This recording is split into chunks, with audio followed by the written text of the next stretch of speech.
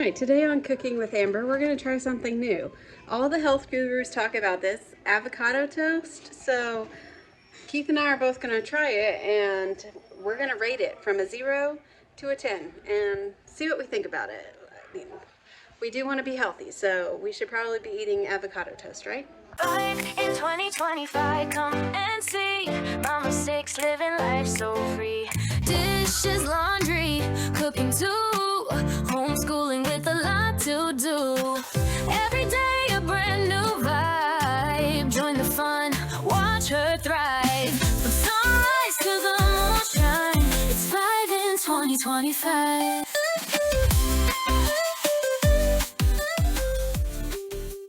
Alright, so first thing I'm going to do is cut open this avocado. Beautiful. Got this little thing right here. And then let's scoop this here out like this.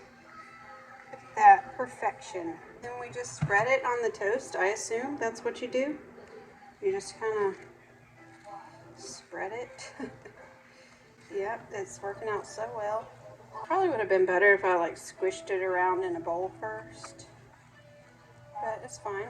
And we're gonna add some salt and pepper, and we're gonna see. Moment of truth. There's one for you and there's one for me. One for you and one for me. I'll take this one. It looks yummy. I love avocado. Do Is you? it guacamole? Holy guacamole. Because my pool rocks. Oh, that's weird. Okay. Not bad. I kind of like it. I just taste bread and salt. No, I taste the avocado. Alright, I am here. They're renovating, so you can't even see the sign anymore, which really stinks inside because that means nothing is where it normally is when I go into this store. And because they're in the process of renovating, literally every single time I come in here, something has been moved to somewhere else.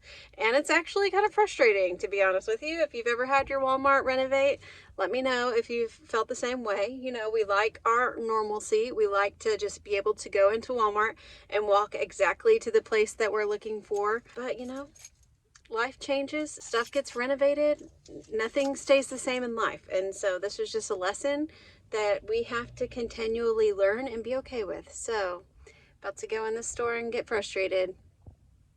No, I'm going to go in this store and I'm going to smile and be happy about it and just think about how many more steps I'm going to get today from walking around the entire store to look for this one thing that was right there yesterday when I came here. Okay, I'm back in the car. I didn't film any in there, I don't think, but this is why I always go to the self-checkout, because they were renovating, so the self-checkouts where I was were all red, so I couldn't go to there, so I had to go to a regular cashier. She's checking out my groceries and stuff. It gets to the payment time, so I stick my debit card in, and over and over and over again it keeps saying debit card not available. And I'm like, this doesn't make any sense, because I thought that I had X amount of dollars in my bank account, right? So I'm trying to pull up the bank account.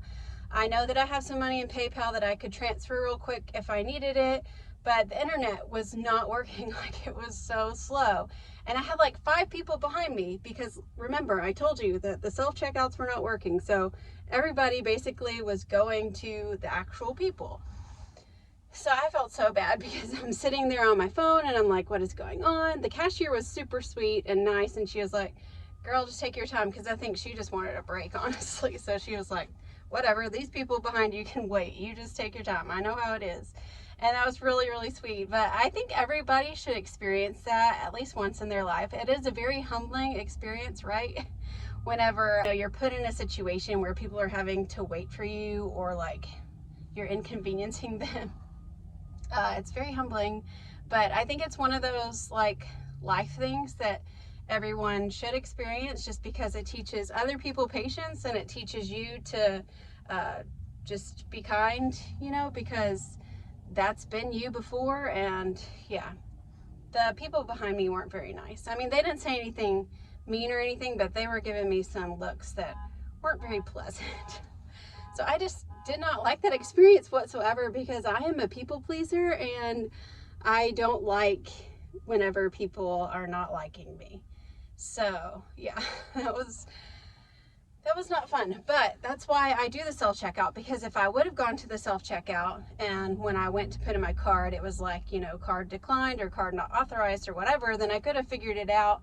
Nobody would have been breathing down my neck and I wouldn't have been inconveniencing people. Moral of the story, Amber, just try your best to go to the self-checkout line next time. Also, be kind to people, because you never know what they're going through.